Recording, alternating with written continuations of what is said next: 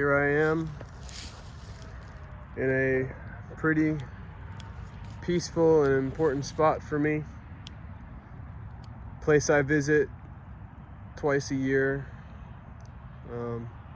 Somewhere I go to just reflect and kind of let myself decompress and just talk about just my life and how things have been going.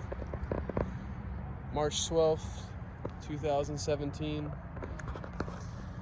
day where my life changed forever. A day that caused me so many emotions, mainly, sadness and just a feeling of like, man, what's the point? I just lost a figure in my life that was kind of a beacon of hope, somebody I could impress, somebody I could, that was a role model to me, somebody who believed in me, somebody who saw something in me when others, including myself, didn't see much of. And I remember was a really horrible, stressful time in my life. And the months after March 12th, 2017 were some of the worst. The 8 weeks or so after that was some of the worst days of my life, some of the darkest days of my life, some days where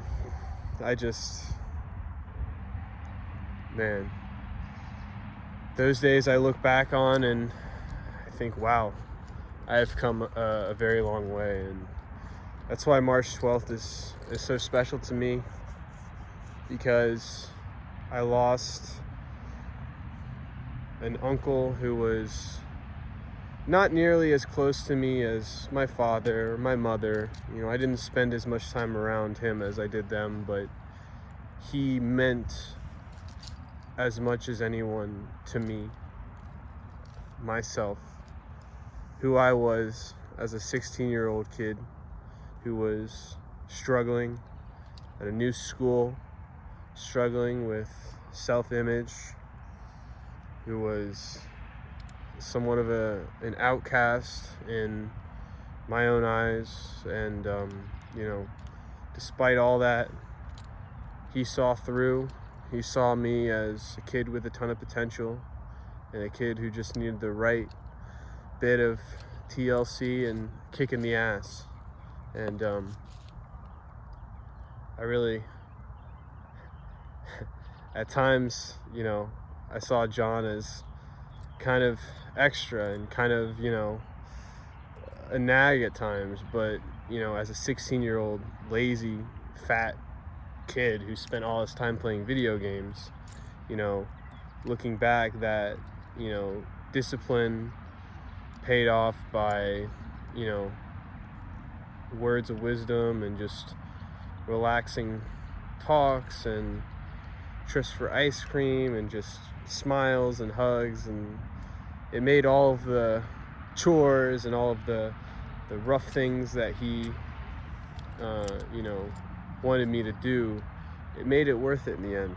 And I never had anybody really in my life that was willing to take the time to kind of come in here as the youngest of four. My parents never really sat me down and took me out places and put me to work and built the relationship that me and him had, that was really centered around discipline, in the way of you might not realize what the things you're doing now, these little stupid chores or doing this for somebody, you might not realize in the moment what it's doing for you. Or you might be like, oh, why am I doing this? I could just spend money to do it easier, or it's so insignificant, what the hell's the point?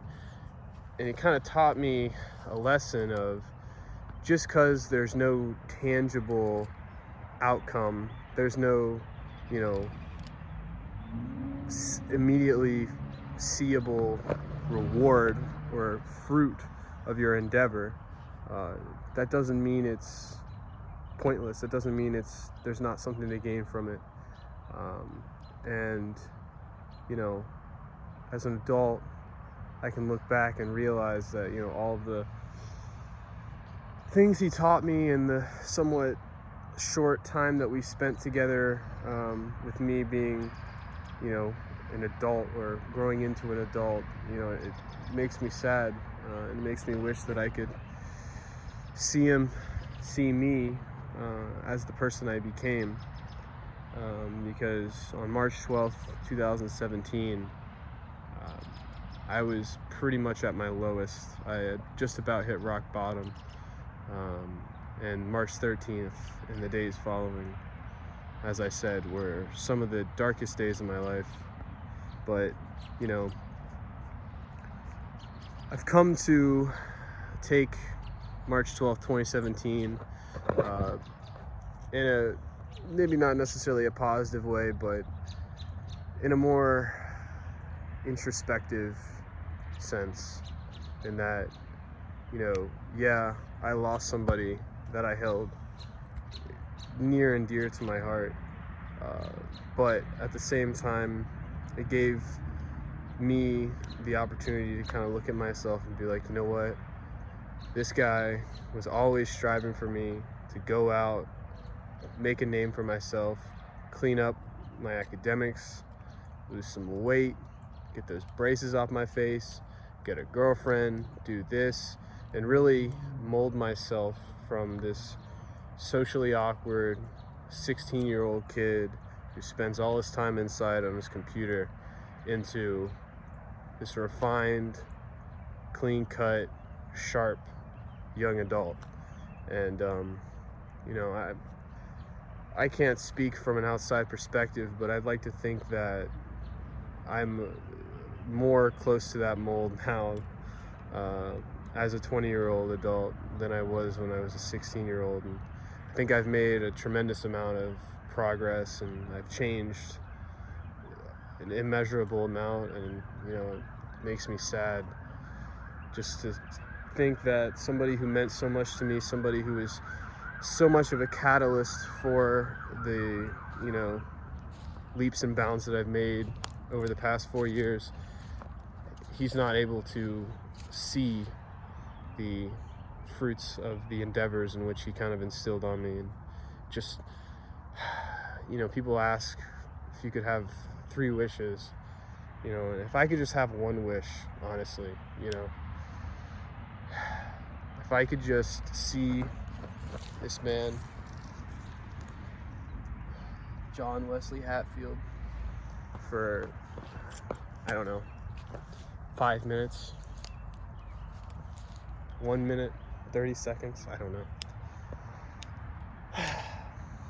Because I just know that he'd be able to take one look at me, and just based off of a hug,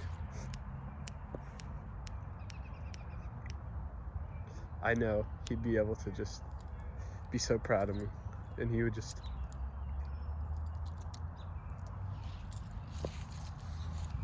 that's it. Just, I don't have to spend a day with him. I don't have to go anywhere. If I could see him just for 1 minute, give him a big hug, see that big smile on his face, and that's it.